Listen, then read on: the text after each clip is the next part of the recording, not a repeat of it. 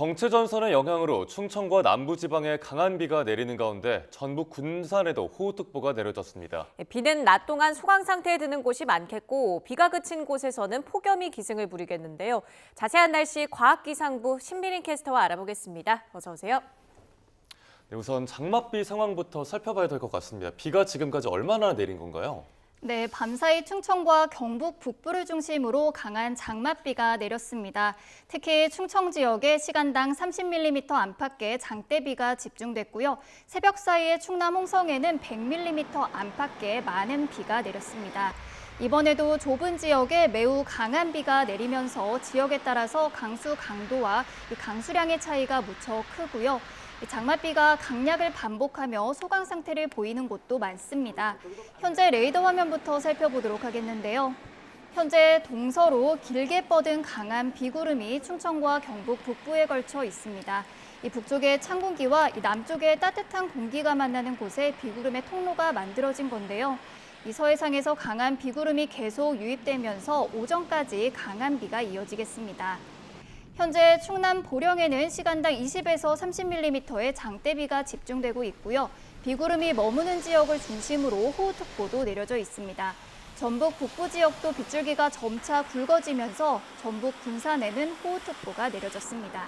네, 앞으로 비는 얼마나 더 오게 되는 건가요? 네, 충청과 남부를 중심으로 또 오전까지 호우가 쏟아지겠고 낮 동안에는 비가 소강 상태를 보이는 곳이 많겠는데요. 다만 제주도는 낮까지, 경남 내륙은 오후까지 오락가락 비가 이어지겠습니다. 앞으로 충청 많은 곳에 100mm 이상, 전북 북부와 경북 북부에도 최고 80mm의 큰 비가 더 내리겠습니다. 특히 충남 예산과 청양, 공주, 그리고 세종시에는 조금 전에 산사태주의보가 내려졌는데요.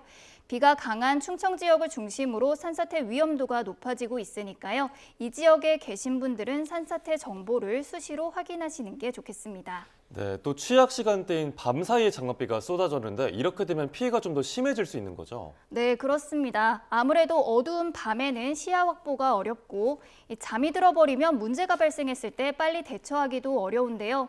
요즘 낮 동안 소강 상태를 보이던 빗줄기가 밤 사이에 다시 강해지는 패턴이 자주 나타나고 있습니다.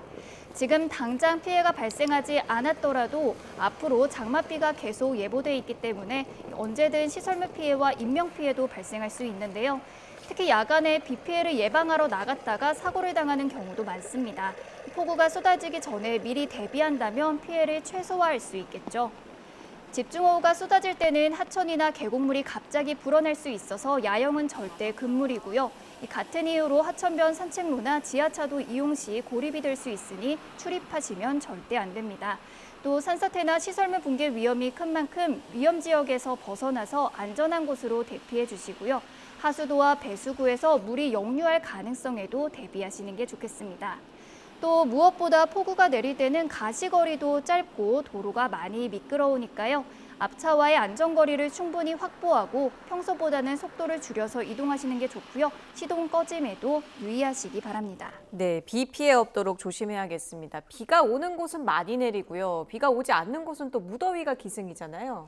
네, 맞습니다. 요즘 장맛비와 또 무더위가 공존을 하는 모습을 보이고 있는데요. 비가 내릴 때만 잠시 기온이 내려갔다가 비가 잦아들면 어김없이 습도 높은 무더위가 찾아오고 있습니다.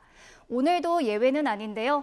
낮 동안 비가 소강 상태를 보이면서 습도가 잔뜩 높아지겠고요. 높은 습도 탓에 체감하는 더위는 더 심하겠습니다. 밤사이 강원 동해안과 남부 곳곳으로는 열대야도 나타났는데요. 밤사이 기온이 25도 이상 유지되면서 무척 후텁지근했습니다. 현재 경기 남부와 강원, 충청 이남 곳곳으로는 폭염특보가 계속되는 가운데 오늘 서울 낮 기온은 29도, 대구는 무려 34도까지 크게 오르겠습니다. 온열 질환 발생 가능성이 무척 높으니까요. 야외에서 일하신다면 틈틈이 시원한 곳에서 휴식을 취해주시고요. 목이 마르지 않더라도 충분히 물을 마셔주시는 게 좋겠습니다. 또 요즘 같은 장마철에 알아두면 좋을 유용한 정보 좀 있을까요? 네, 아까도 말씀드렸듯이 요즘 장맛비와 무더위가 공존을 하고 있잖아요. 요즘 같은 장마철에는 열심히 빨래를 한다고 해도 잘 마르지 않고 오히려 불쾌한 냄새가 나서 빨래한 게 무용지물이 되기도 하는데요. 이 보송보송한 빨래를 위한 몇 가지 팁을 알려드리도록 하겠습니다. 장마철 빨래에서 냄새가 나는 원인은 바로 세균인데요. 비가 오면 햇볕이 없고 습도도 높아지면서 세균이 번식하기 쉬운 환경이 됩니다. 이 빨래에서 냄새가 난다면 뜨거운 물에 삶아 세균을 없애는 게 가장 확실하고요. 헹굼 과정에서 식초를 넣어주면 빨래 속 세균을 제거할 수가 있습니다. 또 세탁기 안에 빨래를 오래 방치하면 세균이 번식해서 냄새가 날 수 있으니까요. 세탁 후에는 빨리 꺼내주시고요. 주기적으로 세탁조를 청소해 주시는 것도 도움이 되겠습니다. 네, 끝으로 이번 주 날씨 전망도 알려주시죠.